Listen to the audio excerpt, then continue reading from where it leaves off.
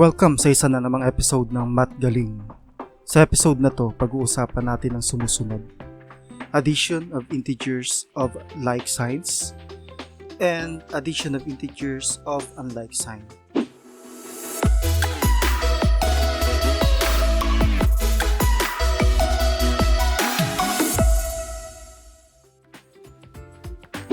Addition of integers of like sign. Simulan natin dito.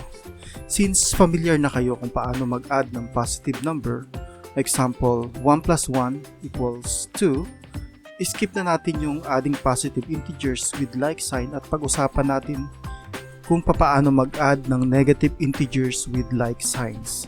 Note, kapag ang isang number ay walang sign, automatic na positive siya. Example, 3 is the same as positive 3. So maraming paraan kung paano mag-add ng integers. Gamit tayo ng isang common na paraan using a number line. Kuha tayo ng example, negative 4 plus negative 6. Gamitin natin ang number line. Lagi tayong magsisimula sa 0, so negative 4, move tayo ng 4 na units papunta sa kaliwa. Pagkatapos, ang sabi dyan, plus negative 6. Alam natin na pagpapunta sa kanan, positive, and pagpapunta sa kaliwa ay negative.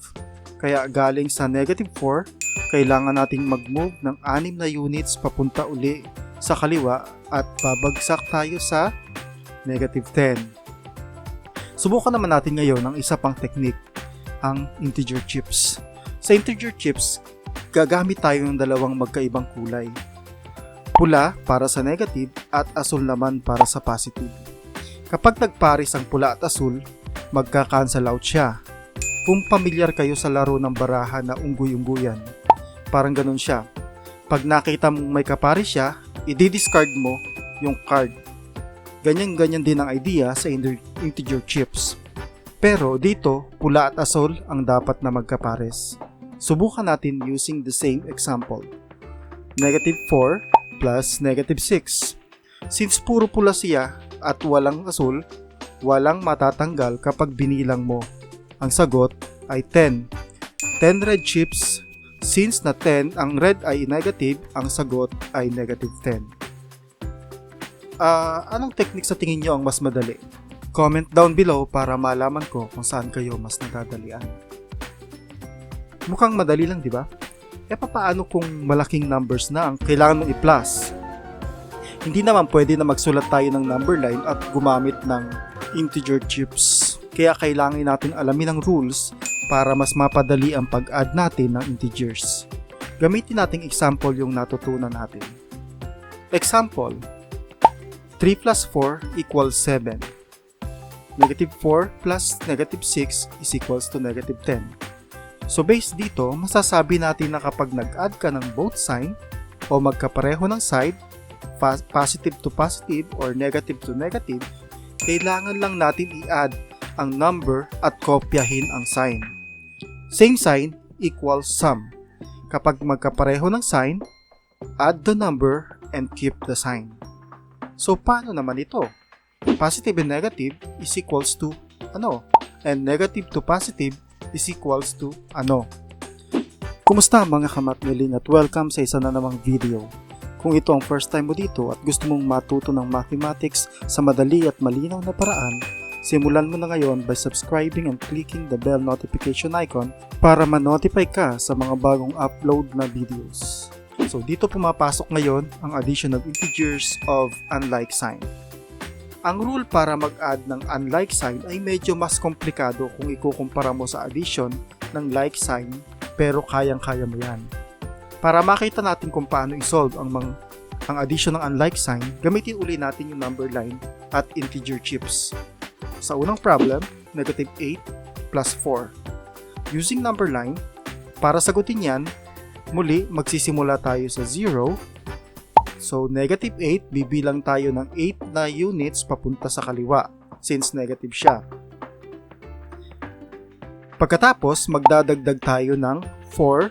Since positive siya, pakanan tayo at babagsak tayo sa negative 4. So, negative 8 plus 4 is equals to negative 4. Gamitin naman natin ang integer chips. Pero baguhin natin ang tanong, baliktarin natin ang sign. Ang problem, positive 8 plus negative 4. Tandaan, alisin natin lahat ng may kapares. So, asul at pula. So, tatanggalin natin ang 4 na asul at 4 na pula. Ilan ang matitira? 4 na asul. Since asul is equals to positive, kaya ang 8 plus negative 4 is equals to positive 4. Balikan natin ang problem at yung solution natin. Sa negative 8 plus 4, ang sagot natin ay negative 4. Sa positive 8 plus negative 4 naman, ang sagot natin ay positive 4. Nakita nyo na ba yung pattern? Tama. Kapag nag-add tayo ng unlike signs, kailangan nating isubtract ang number, pero ano ang mangyayari sa sign? Pansinin na laging nare-retain ang sign ng mas malaking number. So ayan, kumpleto na ang rules natin para sa adding integers with unlike sign and like sign. So review natin, kapag positive adding to a positive is equals to a positive number. Need natin i-add yung number and then positive ang sign. So pag negative plus negative naman, ang sagot is equals to add natin yung number and then retain the negative sign. Kapag plus to minus or minus to plus naman, depende kung anong value ng number na mas mataas para sa sign at need nating isubtract yung bigger number sa smaller number.